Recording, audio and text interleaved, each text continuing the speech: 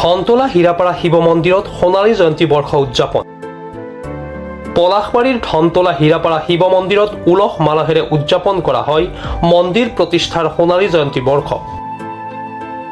ধৰ্মীয় ৰীতি নীতি আৰু ভক্তিময় পৰিৱেশৰ মাজেৰে অনুষ্ঠিত হয় বিভিন্ন কাৰ্যসূচী। সোণালী জয়ন্তী উপলক্ষে পুৱাৰে পৰা মন্দিৰ প্ৰাংগণত ঘটে ভক্তৰ সমাগম। ধৰ্মধ্বজা উত্তোলন, হোম যজ্ঞ, ধৰ্মীয় গ্ৰন্থপাঠ আৰু পূজা অৰ্চনাকে ধৰি বিভিন্ন মাংগলিক কাৰ্যসূচী অনুষ্ঠিত কৰা হয় সম্পূৰ্ণ দিনটোত। ইয়াৰ পিছতেই ভক্ত তথা ৰাইজৰ মাজত বিতৰণ কৰা হয় ভোগ। সন্ধিয়া অনুষ্ঠিত হয় মুকলি সভা। সভাত উপস্থিত থাকে অঞ্চলটোৰ বহু গণ্যমান্য ব্যক্তি, সমাজকৰ্মী আৰু ভক্তপ্ৰাণ ৰাইজ। আনহাতে সোণালী জয়ন্তী বৰ্ষ উদযাপন উপলক্ষে নিমন্ত্ৰিত শিল্পীৰ দ্বাৰা নাগাৰা নাম আৰু বৰ্ণাঢ্য সাংস্কৃতিক অনুষ্ঠানৰো আয়োজন কৰা হয় নিশাৰ ভাগত। আমাৰ ৰাতিপুৱা শোভাযাত্ৰা এটা হৈছে, তাৰপিছত পতাকা হৈছে, বৃক্ষৰোপণ হৈছে, তাৰপিছত যে আপোনাৰ যিটো আমাৰ মন্দিৰত ধৰ্মধ্বজাটো আমি উত্তোলন কৰিছোঁ। তাৰপিছতে আমি বিভিন্ন কাৰ্যসূচীৰে আমাৰ আগবাঢ়ি গৈ আছে। আমি দুপৰীয়া ঠিক 11মান বজাৰ পৰা হোমযজ্ঞ আয়তী সকলৰ লগত আৰু হেৰি কৰি ৰাইজ গৈ চব থাকি আমি হোমযজ্ঞ মানে অনুষ্ঠিত কৰিছোঁ। আৰু আমি হোমযজ্ঞ শেষ হৈছে প্ৰায় 3:30মান বজাত। তাৰপিছতে আমি এতিয়া মুকলি সভা হৈ গ'ল, সাংস্কৃতিক মঞ্চ মুকলি হৈ গ'ল। আমি এতিয়া সাংস্কৃতিক অনুষ্ঠানটো আৰম্ভ কৰিম। আমাৰ নাম থাকিব নিশামণি হালৈ আৰু 4-5জনমান মানে সাংস্কৃতিক গীত পৰিৱেশন কৰিবলৈ আমন্ত্ৰণ কৰা হৈছে।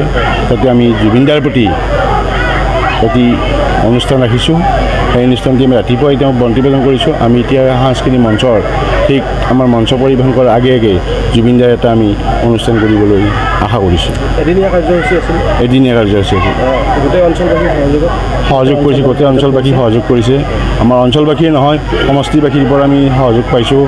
আমি 6 গাঁও সমষ্টিও গৈছোঁ, হাজাৰলৈ গৈছোঁ। গোটেইখিনি মানুহ আমি স্বতঃস্ফূৰ্তভাৱেই আমি সঁহাৰি পাইছোঁ। অনুষ্ঠানটো কি আছিল? অনুষ্ঠানটো কি আছিল? আমাৰ প্ৰতিষ্ঠা দিৱস আৰু আজি 50 বছৰত ভৰি দিছে। 1975 চনত শিৱ পূজাত আমাৰ এই মন্দিৰটো স্থাপন কৰিছিল আমাৰ ককাদেউতাহঁতে, আমাৰ দেউতাহঁতে। কেৱল নাৰা ঘৰ এটা দি আৰম্ভ কৰিছিল। তাৰপিছত টিঙৰ চালি হ'ল, আমাৰ দেউতাহঁতে টিঙৰ চালি দিলে। তাৰপিছত আমি এতিয়া বহুত কষ্টৰ মাজেৰে দান বৰঙণি তুলি আমি বাবাৰ মানে মুটুকটো হেৰি কৰিছোঁ। আমি এতিয়া সভাঘৰটো বনাব পৰা নাই। এইটো আমি ৰাইজৰ সহায় সহযোগিতা পালে এইটো আমি কৰিম বুলি এটা আমি ৰাইজে আশাবাদী।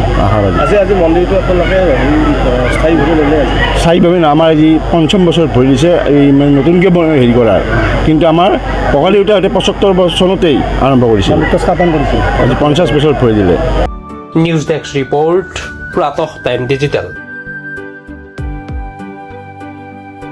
শদিয়াৰ পৰা ধুবুৰীলৈ, বৰাকৰ পৰা ব্ৰহ্মপুত্ৰলৈ সকলোৰে মাজত চিনাকি এটা নাম প্ৰাতঃ টাইম।